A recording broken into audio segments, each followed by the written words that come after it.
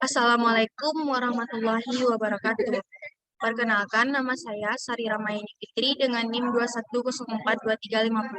Pada kesempatan kali ini, saya akan mempresentasikan sebuah materi dengan judul Teori Ekonomi Neoklasik menurut Harold Domar dan Slow.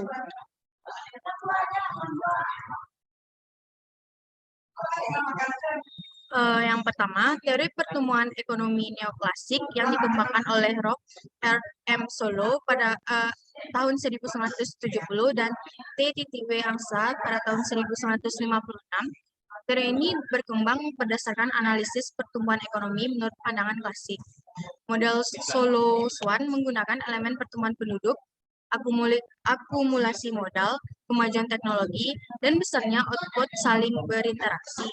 Perbedaan utama dengan modal Harrod-Domar adalah pencantuman unsur kemajuan teknologi dalam model tersebut. Selain itu, Slow-Swan menggunakan model fungsi produksi yang memungkinkan substitusi antara modal yang dilambangkan dengan K dan tenaga kerja yang dilambangkan dengan L. Dengan demikian, kondisi pertumbuhan ekonomi yang baik dalam model Slow-Swan kurang restriktif karena kemungkinan substitusi antara tenaga kerja dan modal, artinya terdapat fleksibilitas dalam rasio output modal dan rasio mode tenaga kerja. Selanjutnya, tingkat pertumbuhan berasal dari 3 sumber, yaitu akumulasi modal, peningkatan penawaran tenaga kerja, dan perbaikan teknologi. Teknologi ini dari peningkatan keterampilan atau kemampuan teknis. Jadi, produktivitas modal meningkat. Dalam modal ini, masalah teknologi dianggap sebagai fungsi dari waktu. Teori neoklasik sebagai penerus teori klasik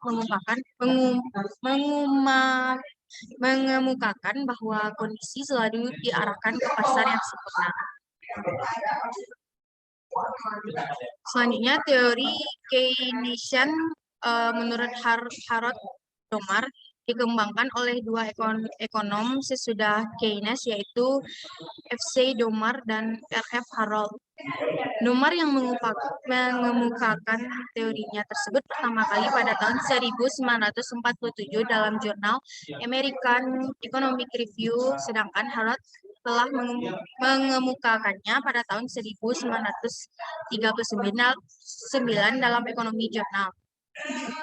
Teori ini sebenarnya dikembangkan oleh kedua ekonom secara sendiri-sendiri, tetapi karena inti teori tersebut sama, maka sekarang ini dikenal sebagai teori Harold-Domar.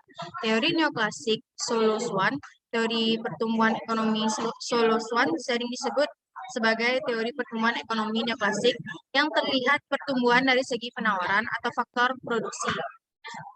Teori Solow-Swan merupakan pengembangan dari teori Harold-Domar dengan menganggap rasio capital output bukan sebagai eksogen tetapi sebagai adjusting variabel yang akan mendorong pertumbuhan pada keadaan steady state.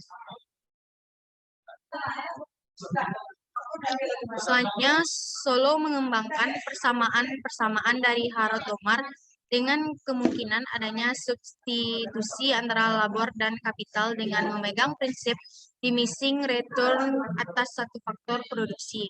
Selanjutnya, konsep ekspor dan impor. Ekspor terjadi terutama karena kebutuhan akan barang dan jasa sudah tercukupi di dalam negeri atau karena barang dan jasa tersebut memiliki daya saing baik dalam harga maupun mutu dengan produk. Dengan demikian, ekspor memberikan pemasukan devisa bagi negara yang bersangkutan yang kemudian akan digunakan untuk membiayai kebutuhan impor maupun pembiayaan program penggunaan di dalam negeri.